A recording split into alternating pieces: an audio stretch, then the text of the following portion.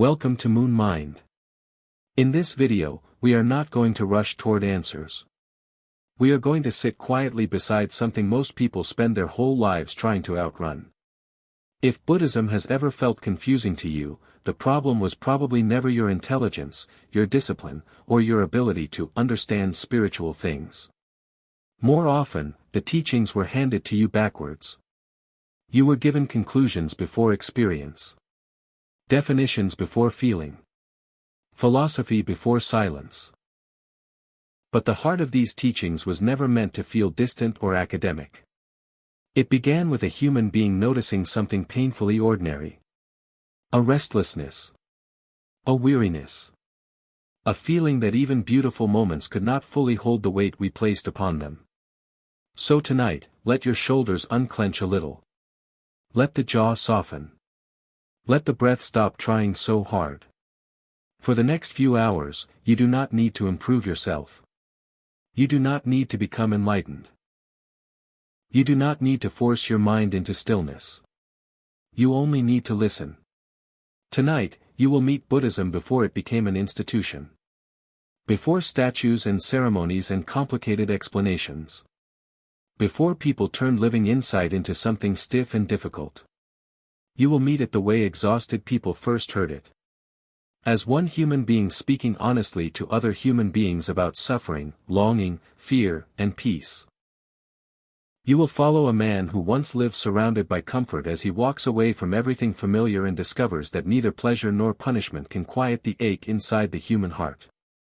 You will hear what the Buddha actually meant when he spoke about suffering, and why that word has been misunderstood for centuries. You will discover the subtle restlessness that keeps appearing beneath achievement, beneath romance, beneath distraction, beneath success. And somewhere along the way, perhaps without realizing it, you may begin to loosen your grip on something you have been carrying for a very long time. So wherever this video finds you tonight. A dim apartment. A parked car in the rain. A quiet kitchen after everyone else has gone to sleep. A bedroom lit only by the glow of a phone screen.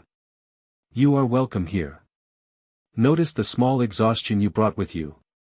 The email you keep rereading. The conversation replaying itself in your head. The decision you cannot stop circling around. The strange heaviness that arrives at night after the distractions finally fade.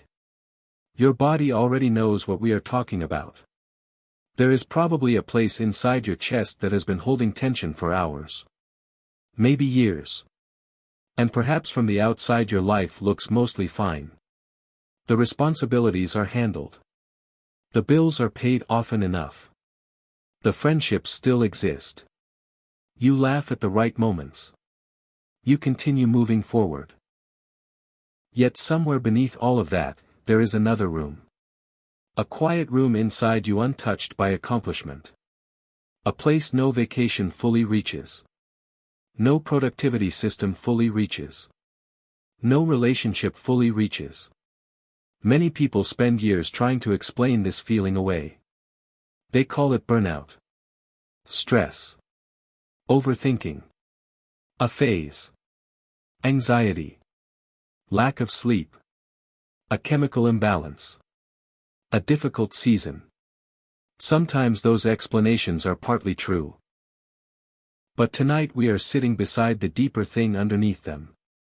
The low hum beneath ordinary life. It often appears around 3 o'clock in the morning. The world goes silent. The refrigerator hums softly in the next room. The body is finally too tired to keep pretending. And suddenly the ache becomes audible. Not a dramatic sadness. Not necessarily despair. Just a persistent feeling that something about the way we are living cannot completely satisfy the heart. Many people secretly assume this means something is wrong with them. They think other people do not feel this. But this feeling is ancient. Every generation has sat beside it. Every civilization has tried to explain it away or numb it or decorate over it. The Buddha did something different. He looked directly at it. A long time ago, there lived a man surrounded by luxury, beauty, entertainment, and comfort. From the outside, his life appeared complete. If anyone should have been satisfied, it was him. Yet one day, quietly and without drama, he realized something no amount of pleasure could hide. Everything he loved was changing. Youth was changing. Health was changing. Relationships were changing. His own body was changing. Nothing could be held still. This realization did not arrive as philosophy. It arrived as a feeling. The same kind of feeling that visits people late at night when the noise finally dies down. He could have distracted himself. Most people do. He could have buried the feeling beneath entertainment, work, ambition, romance, or comfort. Instead, he stayed with it. And that decision, simply remaining present with the truth instead of escaping it, became the beginning of the path. One of the oldest Buddhist verses says, "Long is the night for the sleepless. Long is the road for the weary. Long is the cycle of confusion for those who do not understand the way." You do not need to memorize those words to recognize them. You have already lived them. You have stared at ceilings at night while the mind refused to rest. You have carried invisible exhaustion through ordinary afternoons. You have searched for something without fully knowing what you were searching for. The remarkable thing about Buddhism is that it does not begin by telling you your ache is irrational. It begins by saying, yes. You are noticing something real. The dissatisfaction is not proof that you are failing at life. It is evidence that human beings keep trying to build permanent peace out of temporary conditions. We keep asking changing things to provide unchanging security. And the strain of that impossible task is what you feel humming beneath the surface. The promotion helps for a while. The relationship helps for a while. The vacation helps for a while. The new city, the new routine, the new version of yourself, all of it helps for a while. But eventually the old restlessness returns. Not because life is meaningless. Not because joy is fake. But because nothing conditioned can permanently satisfy a mind demanding permanence. This is where many people misunderstand Buddhism completely. The Buddha was not saying life is hopeless. He was not denying beauty.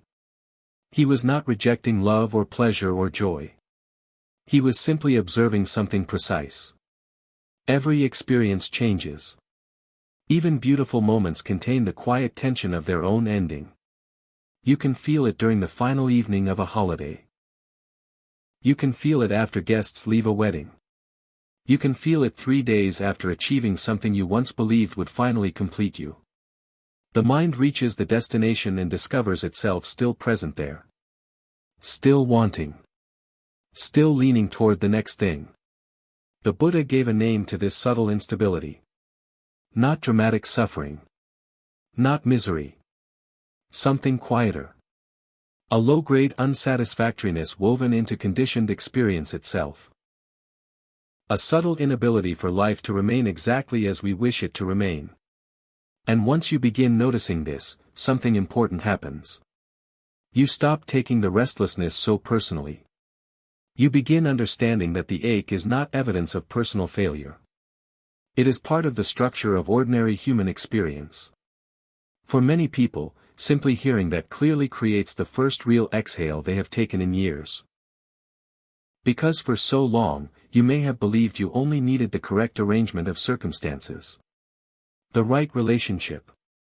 The right body. The right career. The right city. The right morning routine. The right level of healing. And then finally you would arrive. Finally you could rest. But the Buddha discovered something startling. The endless rearranging was not solving the deepest problem because the deepest problem was never located in the arrangement itself. To understand this, he left his former life behind entirely. He walked into forests.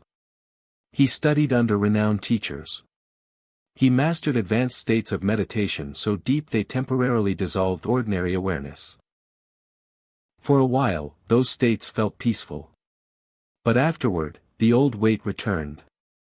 So he tried another extreme. If pleasure could not free him, perhaps self-denial would. He starved himself.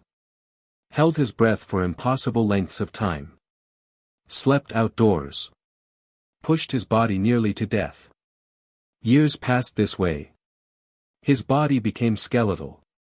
People around him admired his discipline.